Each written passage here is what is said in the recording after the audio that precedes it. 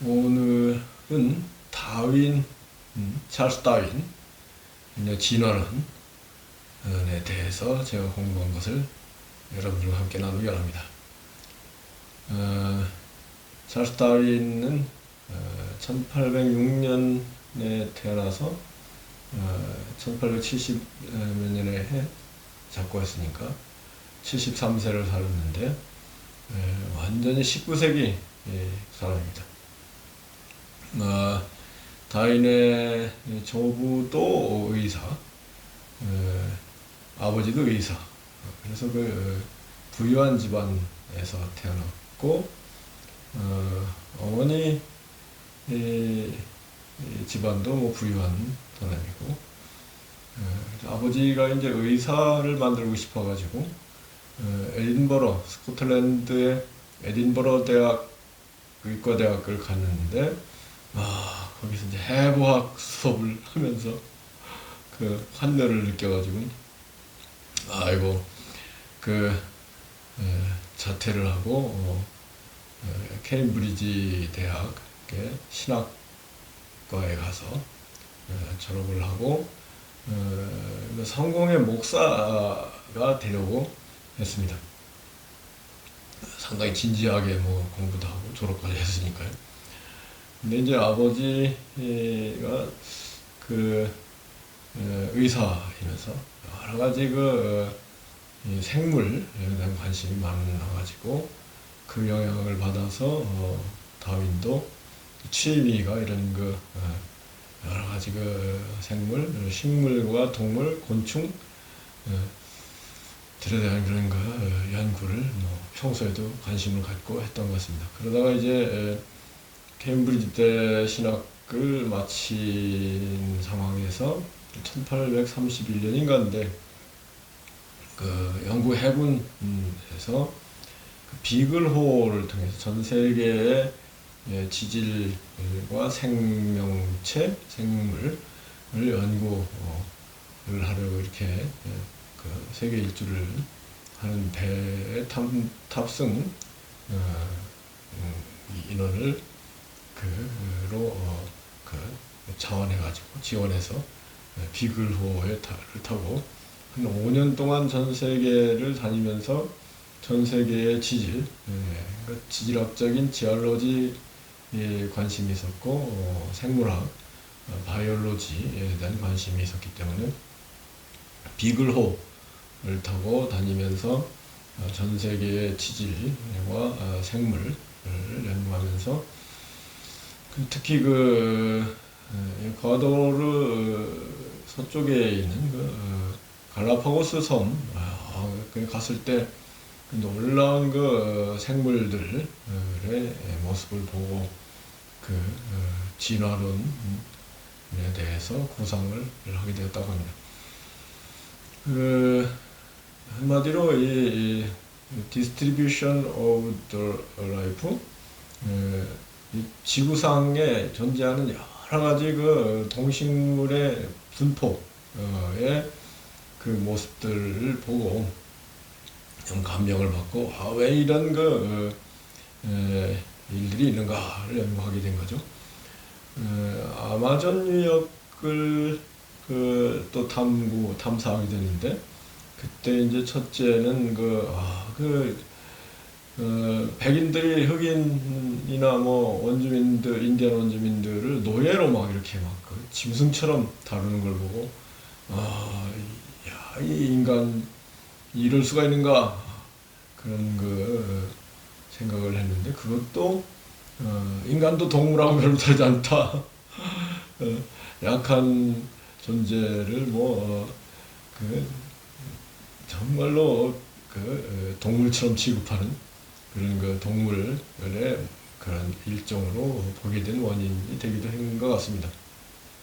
또 아마존 유역에 사는 아주 인디지너스 원주민들 가운데 미개한 원주민들을 보면서 저 미개한 원주민들은 원숭이 아주 발달한 원숭이, 침팬치 이런 거하고 크게 다르다고 하겠느냐 이런 생각을 하게 되었다고 합니다. 그래서 이제 이제 이렇게 비글호를 타고 다니면서 놀라운 그런 발견들을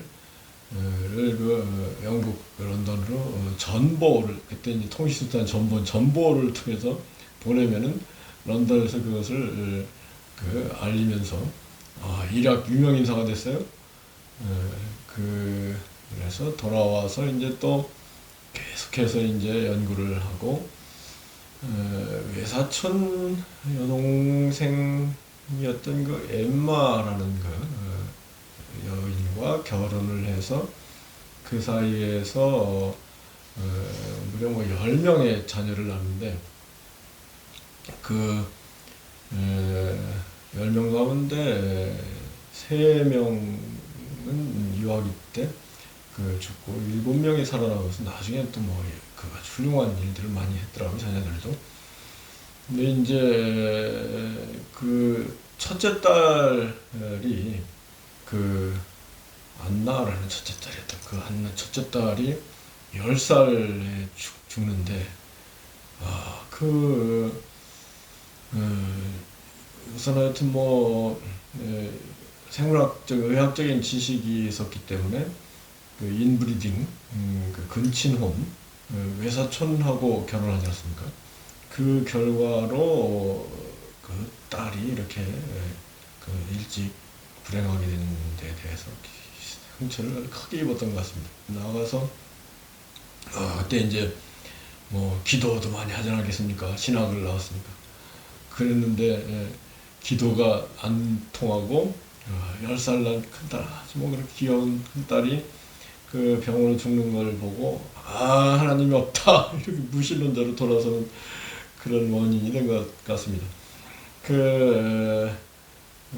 다윈의 조부나 아버지는 의사이면서 아주 리버럴한 그런 신학적인 입장이었다고 합니다. 그래서 자유롭게 이렇게 성경을 해석하고 종교 신앙, 기독교 신앙을 가져야지 교조적으로 신앙생활을 하게 되는 거에 대해서 반대한 그런 입장이었다고 하는데, 찰스 다윈도 그런 영향을 받았겠죠. 근데 하여튼 결정적으로는 큰딸이 10살 때 죽으면서 또 비글호를 타고 탐사를 다니면서 이런 이루 말할 수 없이 비참한 생명체의 모습들, 고통 가운데 있는 생명체의 모습들을 보고 신이 있다면 이럴 수가 있느냐, 신은 없다 이렇게 무신론으로 가고, 그러면서 이제 당시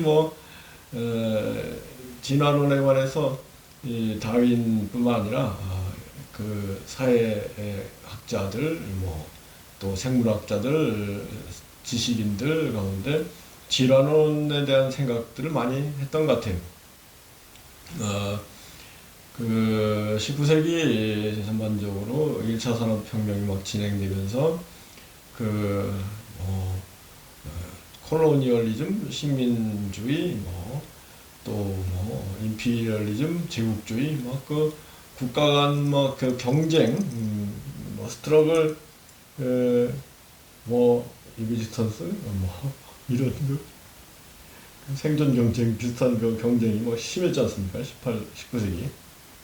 그리고 경제적으로는 레셀웨르, 도그 이트 도그 캐피탈리즘, 자유방임적인 경쟁 우선의 그런 경제 체제 가운데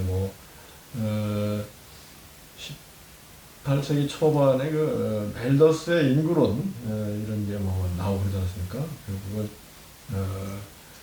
이 생산 식물 먹을 거는 산술급수적으로 조금씩 증가하는데, 인구는 기하급수적으로 증가하니 이게 큰 문제가 된다. 이게 멜더스의 인구론인데요. 그러고 보니까 2차 대전 뒤에 1950년쯤에 인류의 인구수가 한 40억이었는데, 제가 60년대에 어릴 때 인류가 뭐 32억이다 그런 얘기를 들은 것 같은데, 40억이 된 게 한 70년, 80년? 1980년이었던 것 같은데, 지금 2022년 80억이 됐다는 거 아니에요? 그러니까 두 배가 된 거죠.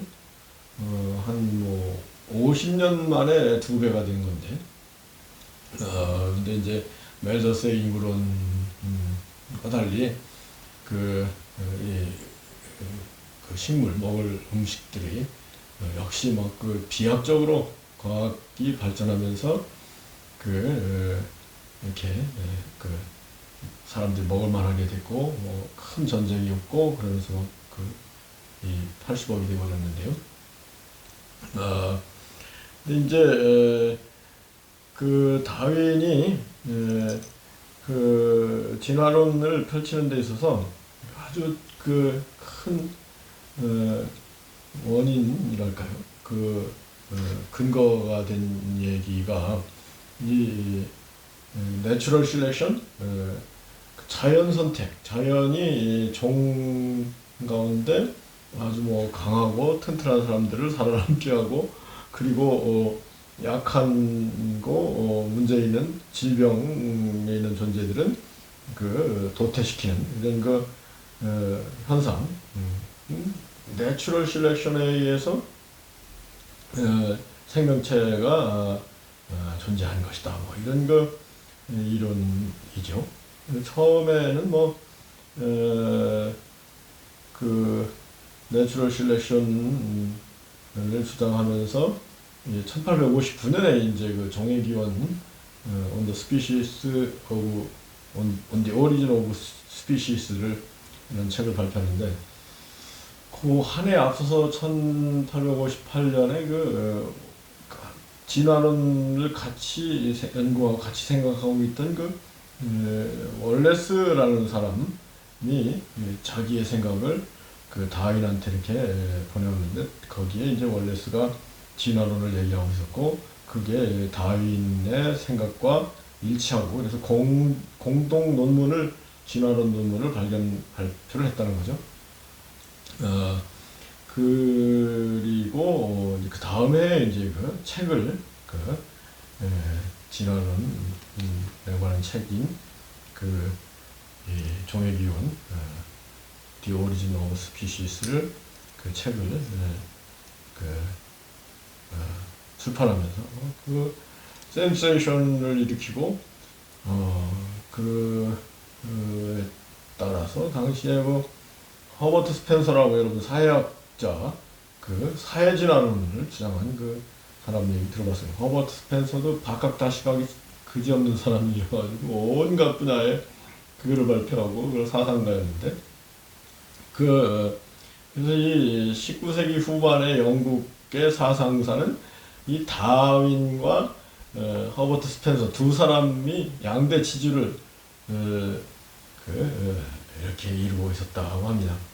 그런데 이제 진화론의 선구자가 프랑스의 라마르크, 용불용설, 기린이 높은 나무에 있는 이파리를 먹기 위해서 자꾸 목을 펴시면서 기린이 된 것이다. 뭐 이런 그런 여러 가지 이론들이 복합적으로 작용하면서 이런 종의기원이라는 책을 쓰게 된 거라고 합니다. 어떤 사상, 어떤 책이 나오는데 그냥 하늘에서 떨어진 건 아니고 그 시대상을 반영하고 그 시대에 여러 가지 사상을 반영하고 그런 거 아니겠습니까? 근데 이제 한마디로 이 다윈의 진화론, 처음에 종의기원이라는 책, 1859년에 책을 낼 때는 evolution, 진화라는 말을 쓰지 않고 단지 이 변형된 유전, 이런 변이된 유전, 그런 그 얘기를 했다고 합니다. 근데 그 변이된 유전, 돌연변이에 의해서 그 뭐 생물체가 발전했다고 그런 얘기인 것 같습니다.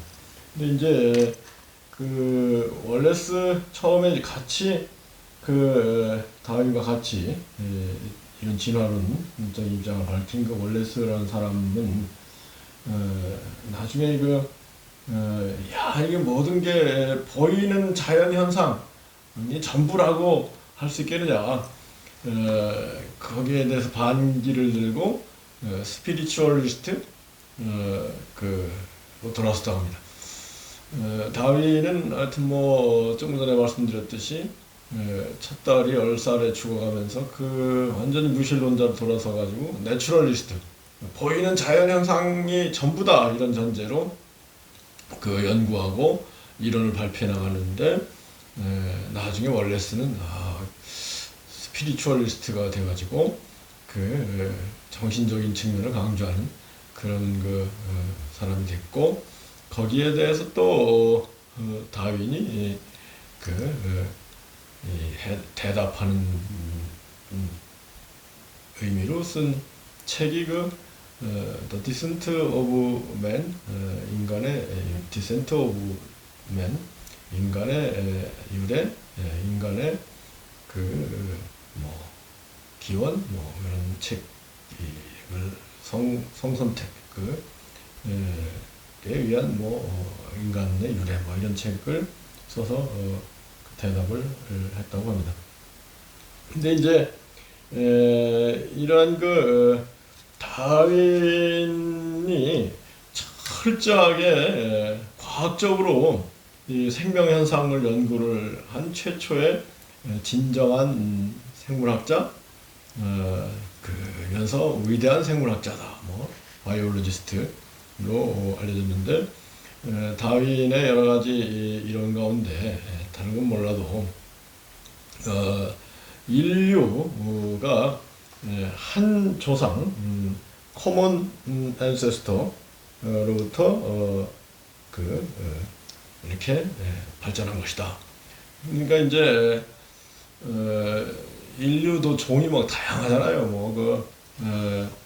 흑인, 백인, 황인, 갈색 인종, 그다음에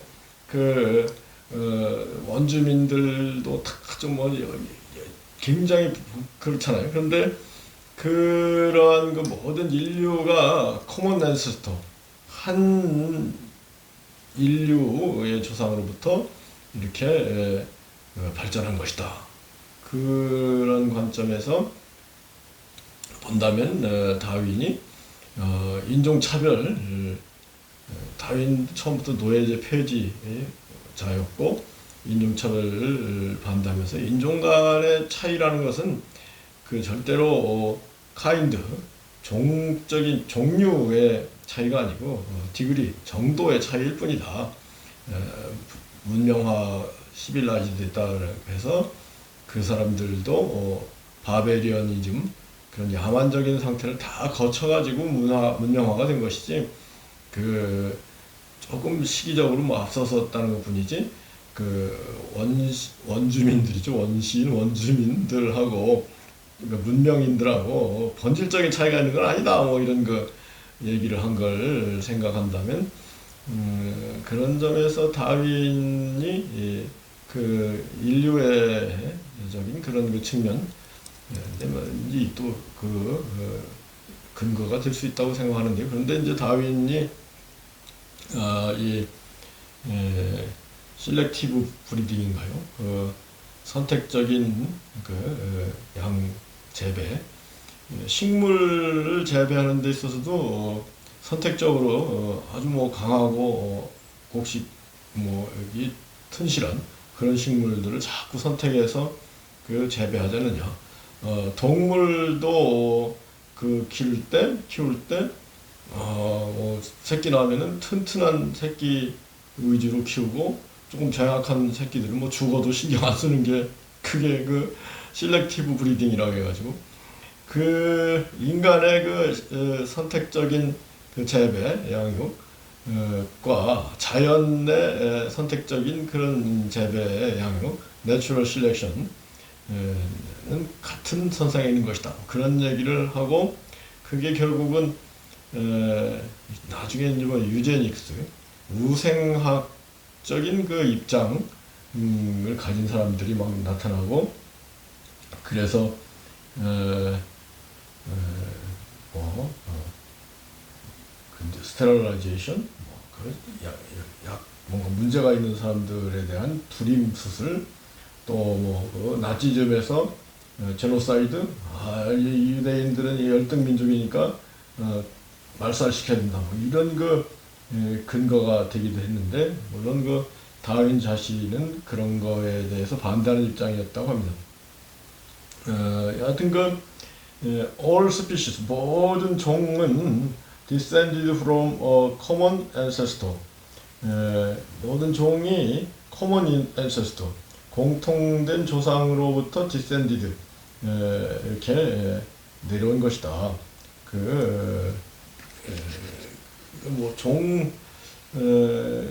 그러면서 이제 원숭이가 인간으로 돌연변이를 일으켜서 진화했다. 그런 얘기가 이제 포함되어 있는 거겠죠. 그런데 그렇다면은 그 중간 이제 반진화론자들이 그 중간 상태의 존재는 왜 없느냐 그런 얘기를 하는데 다윈은 아마존 지역의 원주민들을 거의 중간 상태 비슷한 거 아니야 이런 얘기도 하고 그러면서 문명이 발전하면서 원숭이와 인간의 중간적인 존재는 어나이얼레이트 데이터 죽었다 멸절됐다 그런 얘기를 하는 것 같습니다.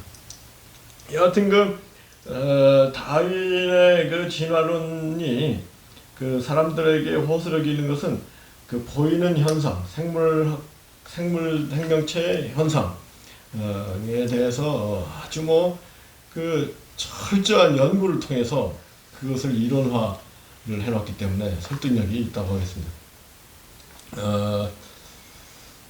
관련해서 제가 깜짝 놀랄 만한 그런 얘기를 한번 들은 게 이제 우리나라에서 유명한 생물학자 최재천 박사라고 있지 않습니까?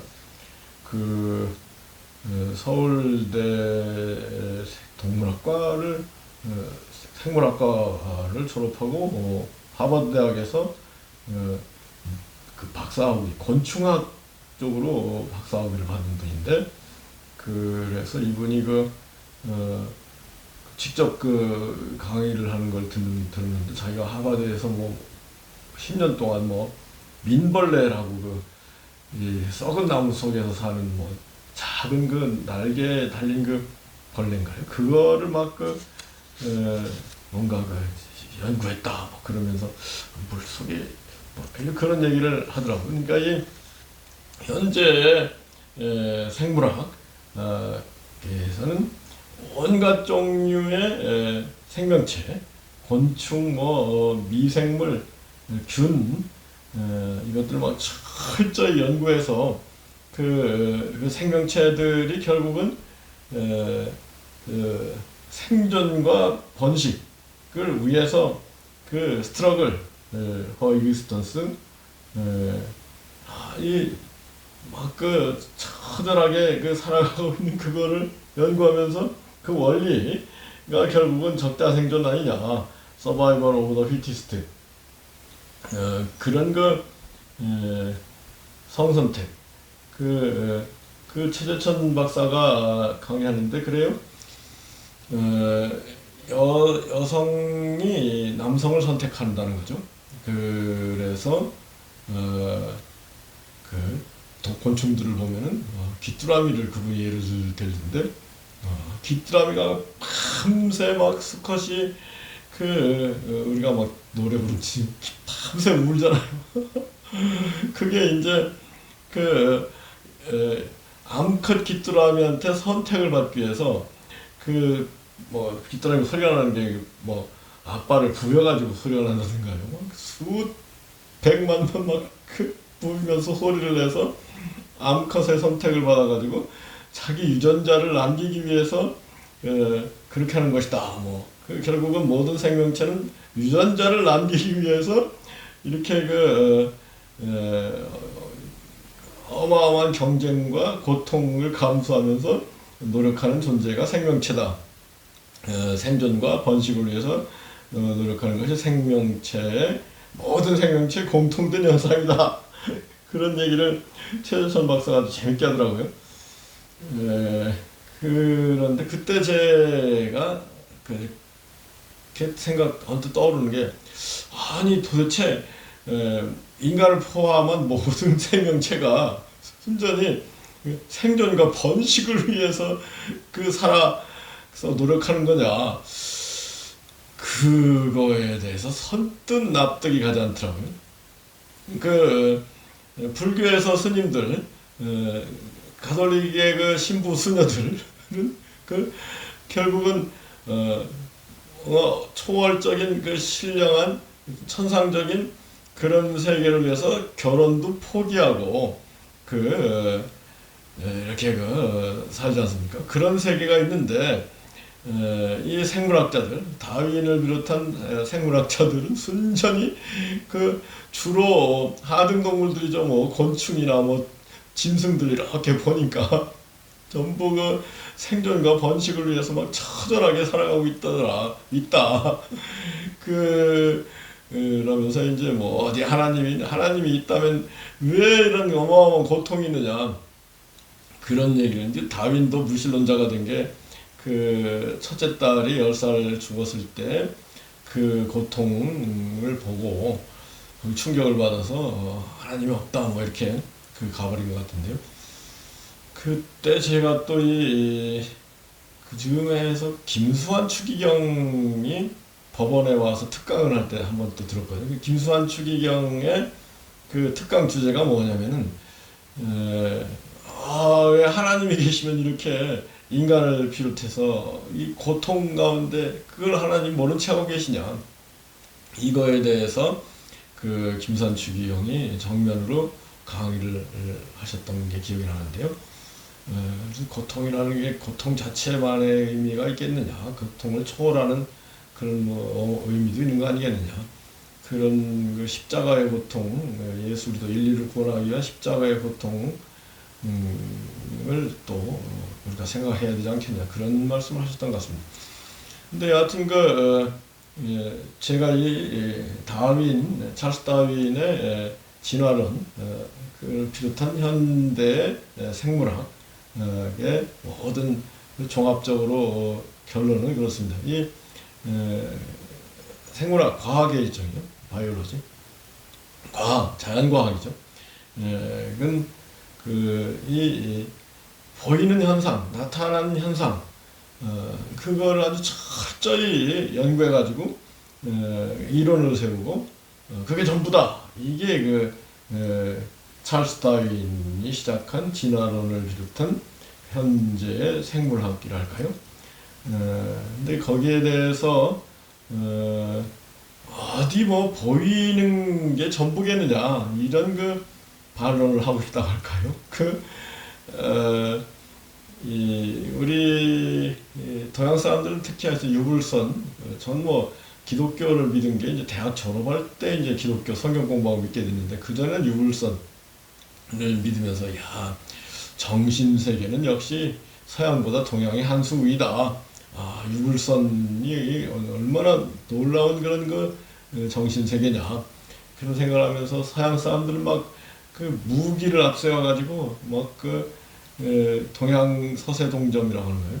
동양 사람들 막 아편전쟁 일으켜서 동양 사람들을 무력을 앞세워서 이겼을지는 모르지만은 그게 어디에 전부라고 하겠느냐, 그런 생각을 하면서 서양 기독교도 조금 그런 거 아니냐, 그런 생각을 하면서 기독교를 멀리 하다가 이제 나중에 이제 성경 공부를 하면서 이 우주 지구 삼다만상 생명체 가운데 진리가 있다, 원리가 있다. 진리로 말미암아, 진리인 하나님으로 말미암아, 원리로 말미암아 모든 생명체를 비롯한 삼라만상이 존재한다. 그 진리야말로 하나님이다. 이 얘기를 듣고 저거 맞는 얘기다. 안 그렇습니까?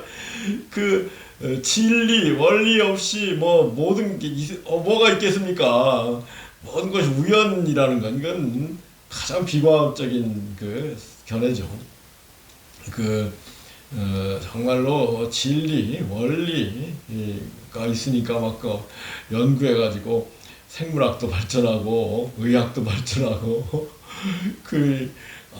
세포들을 연구하고 최재천 교수 얘기가 좀 나왔으니까 최재천 교수가 2004년인가요? 그 헌법재판소에서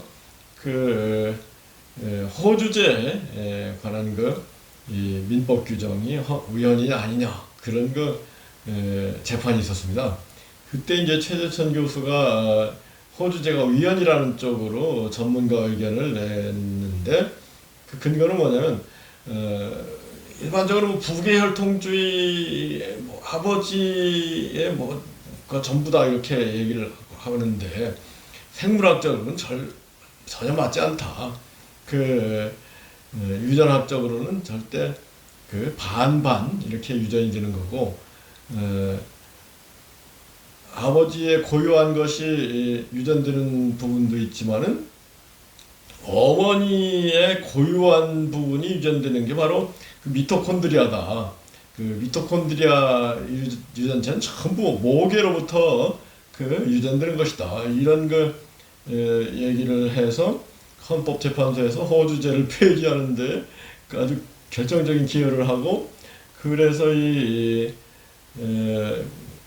올해 여성운동상을 최초로 받은 남자가 이 최재천 교수라고 그러더라고요. 여하튼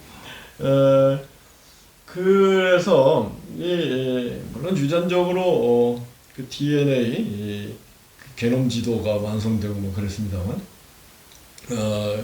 도대체 그런 복잡한 DNA가 또 이렇게 원리학 가운데 이렇게 유전되고 그러잖아요.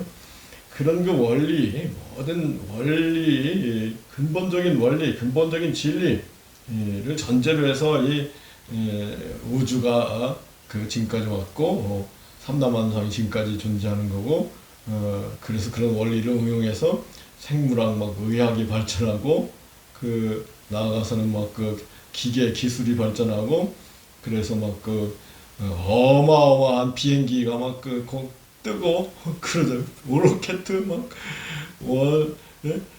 달나라 갔다 오고 그러지 않습니까? 그게 다 이런 원리가 있기 때문에 그런 게 가능하지요. 그런 모든 현상, 보이는 현상 배후에는 보이지 않는 원리, 그것을 기독교에서는 신이라고 한다. 그런 이 메타피직스, 형이상학적인 그런 부분을 도외시하고 순전히 형이하학적으로 보이고 나타난 모든 것의 기초에서 진화론이 전부고 진화론을 전제로 할 때 신적인 존재가 어디 있느냐 이렇게 무신론으로 가버린 거는 조금 지나친 결론이다라는 말씀을 드립니다. 일단 오늘 여기까지 하고 그 뒤에 이제 진화론 관련해서 처음에 살트 다윈이 쓴 진화론에 관한 책은 On the Origin of Species 인데요. 노년에 죽기 전에 쓴 두 가지 아주 유명한 책이 Descent of Man, 인류의 인간의 유래, 그리고 동물과 인간의 감각에 관하여 그런 책들이 있는데요. 그 부분은 다음에 또 정리해서 발표하도록 하겠습니다.